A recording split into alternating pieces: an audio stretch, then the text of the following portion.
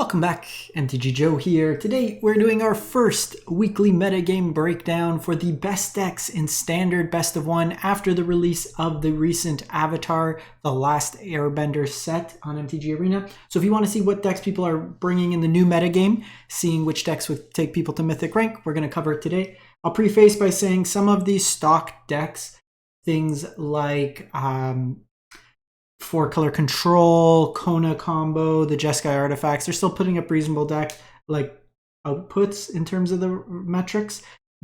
They're the same list. If you want to see any of those decks, literally look at the last 5 videos. They're pretty stock in terms of that nature. So we're going to kind of focus on either decks that are starting to play some new cards that were existing decks or newer decks. We'll also look at some community decks towards the end of the video and cover a couple decks that are not doing well. I like to do that at the early points just to show people people are mindful of the cards that they're crafting early on. So if stuff's not doing well, I'll kind of highlight that as well. The folks at Untapped, what you see on the screen, that's giving us all these stats today, they gave me 10 codes for premium Untapped for 1 month free that I'll be giving away to folks. So if you want to enter the draw, just make a comment in the video in terms of what your favorite card from the new set is, and I'll choose some winners after a couple days and reach out to them for that. So make sure to do that.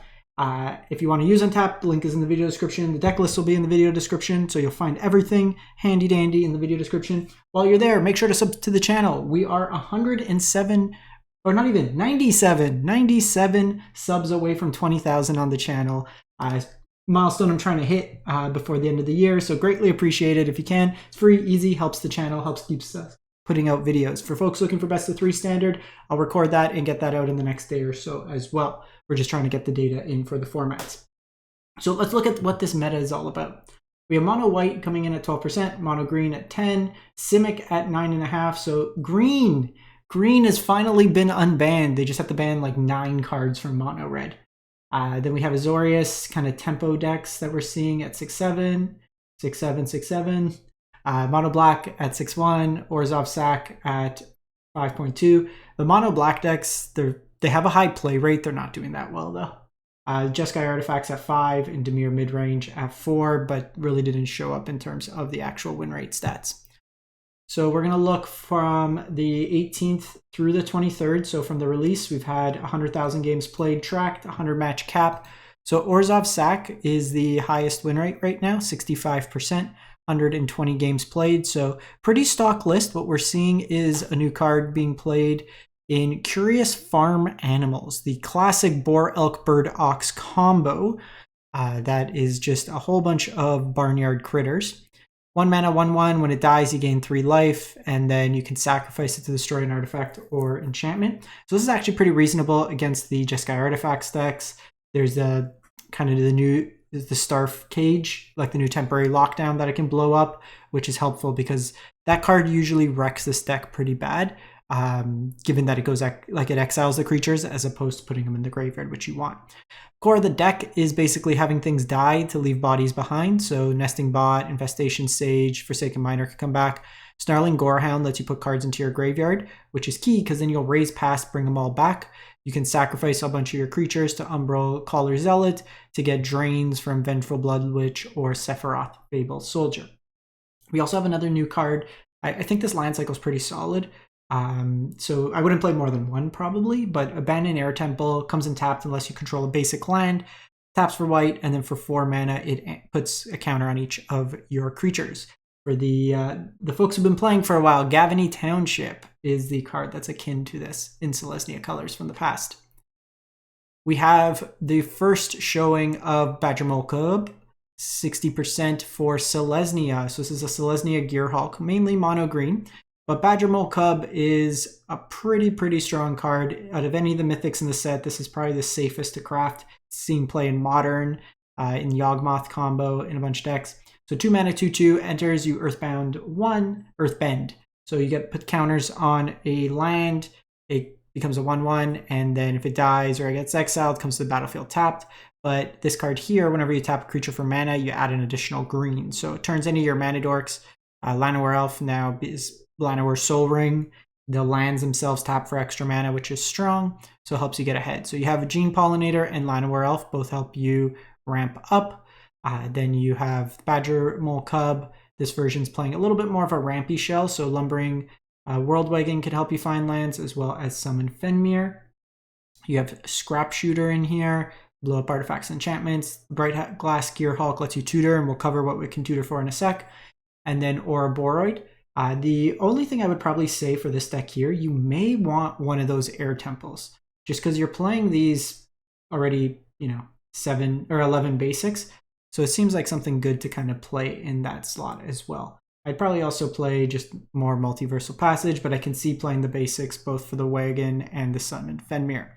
So with Bright Glass Gearhulk, you have a pretty big toolbox.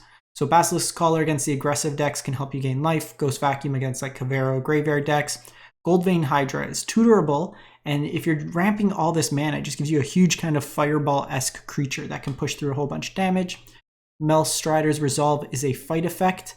Patrick Recruit against like heavy removal style decks, and then Seam Rip as well for just kind of removal for low things, stuff like that. You can also play Nurturing Pixie as a one of, because then you can pick up your Gearhulk and reset it for that for value as well. So then we go to mono green. So this one's at 60%, so about 0.1. So this one, cleaner mana, we're seeing Basing Se. So this one is another one of the lands from Avatar. This one for 3 mana lets you Earthbend, or not Earthbound. So this just gives you, turns your lands into creatures that makes them 2/2s, which is pretty good. And this one here is just kind of a heavy ramp spell, or ramp version. So Gene Pollinator, Llanowar Elves, you have the Badgermole Cub, Bramble Familiar can be used for fetch quest or for just more ramp. You have Leyline Weaver as a way to ramp. If you cast 4 or greater, you get to tap and tap kind of effects. Tender Wild Guide can be used to Offspring, can make you mana and then put counters on it later on. Ouroboros, Typhire, and then Crater Hoof full set on the top end. You may want something like Surik in here, just if they're doing heavy targeted removal, but otherwise just heavy ramp, and then kind of go into your payoff effects, or use Bramble Familiar. So you effectively have like 8 kind of big mana payoffs here. And then Ouroboros just anthems your team. Mono white. So this is a deck, not really new cards per se, but I wanted to kind of highlight it because it's a pretty budget deck for folks getting in, 59%. So this is kind of a Aura-esque deck. You have Wonderweave Aerialist that gets flying as long as it's modified. So modified just having any sort of like counters on it, auras, enchantments, stuff like that. You have the Scavenger, Veteran Survivor, eats away at graveyards, Shard Mage for protection, Seam Rip removal. Ethereal Armor buffs up your team. They're a Flight for flying, Sheltered by Ghosts for removal. Spellbook Vendor can put roll counters on your creatures each turn. And then a Most Helpful Weaver, the Origin of Spider-Man, creates a spider, puts a counter on it, and then target creature gains double strike till end of turn, which is pretty powerful if you have like an evasive creature. The deck itself is only 8 rares to kind of craft, which is pretty good if you're getting started.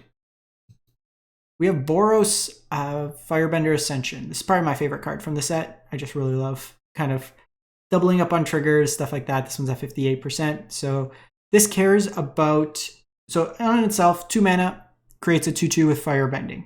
So Firebending, when it attacks, you add 1 red mana in your combat step. So it goes away after your combat step. So you have to kind of use mana sync abilities or instants. Then whenever a creature you control attacks, you get to put a counter on it. A creature you control attacks creates a trigger. Then you put a counter on it. If you have 4 counters on it, then you get to copy those triggers. So Mobilize, Stadium Headliner, Voice of Victory gets to double those triggers. So you get twice as many tokens. Hired Claw gets double pings. Hired Claw is good with the firebending because you get to put the mana into it. You have Arabella in here, which double drain, which is strong. Shocking Sharpshooter is more just as ping with like the tokens coming into play. Delny doubles up the abilities and of 2 power or less. It also makes it so if an ability you control, like it makes them pseudo unblockable against the big green stuff. Sanguine Evangelist is strong against because it gives you double anthems when you attack. And then Suki is also a lord for your creatures and then can leave you allies on the backside. Now, notably, you have to be mindful because the anthems here can, so you can this one's kind of a static emblem while it's in play. So your creatures get 1 more power. So you can price yourself out of Arabella or some of your creatures by being too powerful. Sanguine, you stack it so you get the double trigger, and then this goes off. So just be mindful of where you're kind of putting those effects. You may also want, this one's got the Coven. I think the Last Airbender Temple could also be a reasonable one, but it does have some likelihood that it comes to play tapped, but same as the encampment, maybe a 1-1 split. Azorius Flyers. So this one here, a bunch of new cards. This one's at 58%. So you have Momo Friendly Flyer, 1 mana, first non-lemur creature spell. So probably not too hard to play non-lemurs. Costs 1 less if it has flying. So this allows you to kind of cheat out stuff that's usually 3 mana, for example, 2 mana, or kind of multi-spell. Play a 2-drop and a 1-drop on the same turn. And then it's your turns, not both players. So some of the flash stuff doesn't necessarily work there. Whenever another creature you control flying enters, Momo gets power boost. So this helps you kind of play a nice aggressive 1-drop, Spectral Sailor's Flash, Spyglass Siren. You have Air Nomad Legacy. So 2 mana comes in with a clue, and then your flyers get a Lord effect. You also have Empyrean Eagle with the same kind of effect. Malkin draws discards, helps you kind of churn through the wrong half problem, eventually cast free stuff, flood out, for example. Mischievous Mystic, whenever you draw a 2nd card each turn, you create a fairy. So your clues, your Malcolms, your Spectral Sailors all can draw you cards. No more Liza's counters, Aang as a pseudo counter, spell queller kind of effect, and then you can waterbend it for 8, and then whenever it attacks, you put a 1/1 counter on each tapped creature you control, reach trample. Haven Interrupter as another pseudo counter spell. Good against sweepers, stuff like that. Wrestling Anchorage is also probably the best of this creature cycle.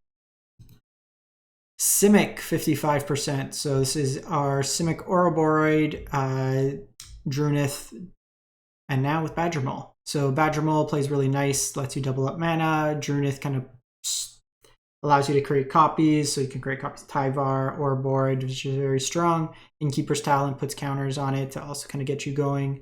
We also have Wan Shi Tong Librarian. I want to buy this card for Legacy, but it's like $100 here, and I refuse to pay $100 for this card. So this is just another one. Kind of think of it as a Hydroid Krasis adjacent card. No lifelink. In this format, players aren't searching as much as they would in like Legacy, Modern, where folks are, cracking fetch lines to find lines. So when it enters, you get it's 2 mana for a 1/1 flying flash. But if you pay X for every kind of 2, you get to put counters on it, and then you draw cards equal to half X. So if you cast it for 4 mana, it comes in as a 3/3 flying vigilance that also draws you a card. Putting counters on it is really good because with Ouroboros, it lets you go offense defense. It gives you some pseudo evasion with the deck. Mockingbird could copy stuff, which is strong, like copying Badger Moles. Badger Moles also stack, so if you have multiple copies, each instance, so like Llanowar Elf would tap for 3 mana, for example. So powerful kind of shell there.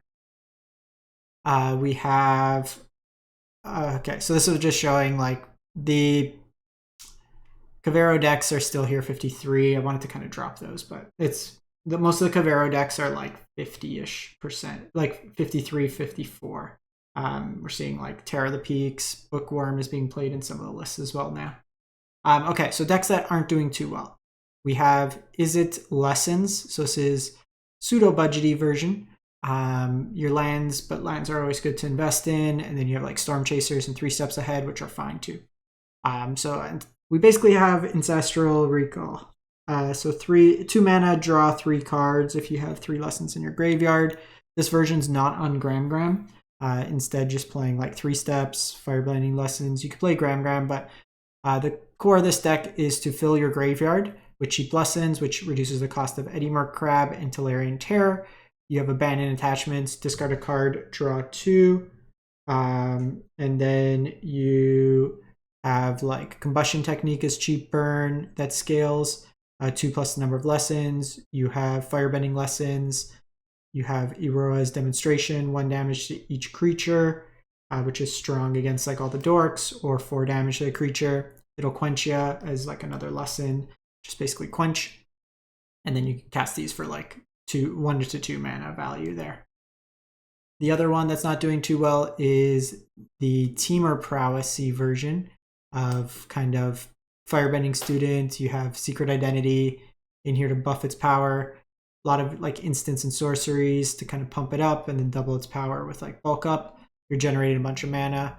I think in this version here, you have a lot of 2s, which I don't love. You usually want to get to the board a little bit earlier. You can play the Elusive Otter as just another 1-drop, perhaps. That would lower the curve. I think you could potentially get rid of like the Emberheart Challenger, maybe play a little bit fewer in terms of the impulse, or just cut this, play the impulsive. I still like Slickshot over Emberheart just for the evasion. And then some community decks. So this one's from Ake. They went 47 and 12 with a Azorius kind of Flash Tempo-esque deck. So we're seeing like Wanshanting, Tongue. You have Tidebinder, Aang's in here, Aven Interrupters to counter, Curiosity for card advantage. Curiosity could be another good card in the Flyers deck, by the way. Floodma's in here for cheap interaction, like Stall Inquisitors, kind of a tax effect. So interesting kind of shell here, kind of blue-white tempo mid-range. Then we have this one from Neros. They went 38 and 19 with a Grixis Control deck. Intimidation Tactics as hand hate. You have a Lessons package, Abandonment Attachment, Accumulated Wisdom, Compulsion Technique, Eloquentia. I think in terms of this, like they're playing this as a deal to damage the target player, that player discards, kind of lightning style effect. I think playing the 1 mana, just 2 damage is probably better in this format. Just killing things is more important. You have Dragonfly. I hate when it does this. Dragonfly, a Swarm, which is the new Crackling Drake. So Flying Ward. Power is equal to the number of non-creature, non-land cards in your graveyard. So any instants or sorceries, enchantments type things. Whenever this creature dies, if there's a lesson in your graveyard, you draw a card. So it pseudo replaces itself. We have 2 copies of Firelord Azula, Grixis, and 1 Firebending 2. Whenever you cast a spell while it's attacking, you copy that spell. You may choose new targets for it. Yeah, it's sorcery. So I think just playing like more instants is also better with the Azula. Villainous Wrath is a sweeper. And then you have Azula Cunning Usurper. 5 mana, 4/4 Firebending. When it enters, target opponent exiles non-creature they control, then they exile non-land card from their graveyard. So kind of a Edict-esque effect. They do choose. During your turn, you may cast cards exiled with Azula. You may cast them as though they had flash. So this works pretty nicely with the Firebending. We also have the Rise of Sozin. Destroy all creatures for a saga. Choose a card, search target opponent's graveyard, hand, and library for up to 4 copies, exile. Then you transform the saga, Firelord Sozin. Menace, Firebending 3. Whenever it deals combat damage to a player, you may pay X. When you do, put any number of target creature cards with total mana value at X or less. So you're still in the combat step, so you can use the 3 mana at least from Firebending, which is pretty good to at least reanimate some stuff. And then lastly, this one is from Charizard. They went 60 and 29. So this deck was around before. A little bit of a meme deck, but seeing kind of put up some results. Kind of this is the Casino ES deck with random encounter. 6 mana. Shuffle your library, then mill 4 cards. Put each creature card milled this way onto the battlefield. They gain haste, and then being in your end step, return those creatures to their owner's hand. You can also flash back. So this deck is looking to kind of ramp. You have the Llanowar Elves, Outcaster Trailblazer, Battle Crier package. Hauntwoods helps you ramp. And then you're just trying to cheat into play like Anti-Causal Vestige, Overlord of the Boilerworks, Trumpeting Carnosaur, Terror to ping them. You can do Roaming Throne, naming like Dragon or something to get extra effects, or you can do Avatar to double those. So this one's kind of a fun deck to play. So that's it for the week. Let me know what you've been playing, what you've been liking, and we'll catch you next time. Thanks for watching.